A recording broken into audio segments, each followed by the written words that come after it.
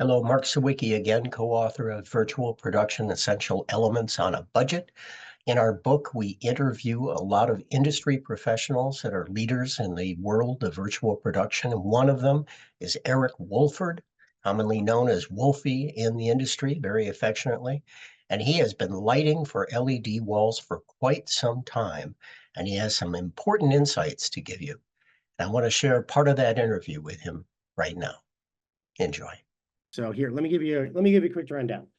So when you step onto an LED stage and you're looking at it, what you have to really think about is that you're going to be live matching the lighting that's in the scene with the physical actor.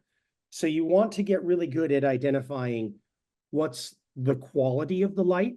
Is it, daytime, nighttime? Is it hard light? Is it soft light? What's the directionality of the light? And the shadows will always tell you what the direction of a light will be.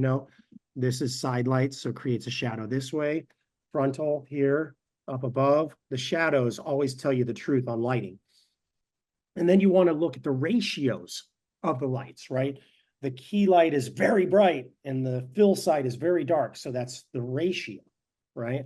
And then you want to look at what are the color temperatures of the light. Is it orange? Do we have some colors? Is it red and blue tint over here? Right? So those are the questions I always ask when I stand in front of an LED screen. Like, quality of light, directionality of the light, softness, hardness of the light, the color temperature of the light, and the ratios of the lights to each other. So, and the technique I like to use is I find whatever's going to be the key light, and I get the key light first with everything else off. And I find just the right angle. I find just far enough away so they're not leaning in and it doesn't blossom. You want to use bigger lights farther away. That's another big mistake people use. They use smaller lights up close, and as they lean away, the quality of the light changes and it looks like you're in a studio. If you use a bigger light, you can get 5 or 6 feet closer and the light doesn't get that much brighter, as long as it's a big light way further away. Get the key light. Set the key light, have the key light match the key light that's in the wall, and then don't move or touch or adjust the key light from there. Set the key light. Once you find the key light, you can adjust all the other lights to it. If you start messing with the key light after you're doing the other things, what happens is I set the key light at 7 out of 10, and I set this at 3 out of 10, and then I set a rim light, and the rim light's kind of at its max. So I turn the key light down to 6, but now I have to turn the fill light down. And now the key light's too bright. And you end up chasing yourself around in a tail.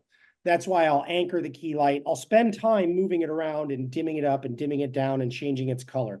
But then you'll find a spot where it's like, oh, that's it. There it is. It's right there, matches the background. Then just leave that alone and adjust the ratios to it. And then that way you're only adjusting one light at a time and everything locks in and it goes quickly to do a lighting setup. Perfect. Yeah. You must have done that time and again. I love being the Wizard of Oz. Just be the person behind the curtain, making it go.